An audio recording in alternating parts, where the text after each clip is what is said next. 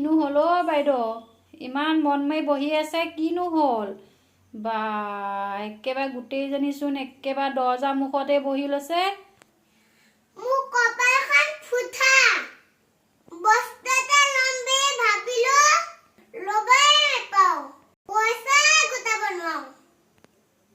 ভাবিছিলো এবাৰ ফ্ৰিজ এটা লম লবাই নাপালো মনৰ আশা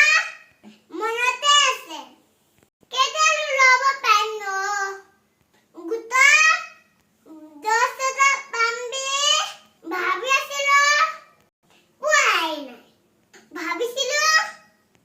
এটো পইচা দিয়ে ফ্ৰিজ এটা লম গোটে পইচাটোৱে নিদিয়ে কিহৰনো গোটত পইচা পাব আপুনি কিহৰ 10,000 টকা পাব গোটত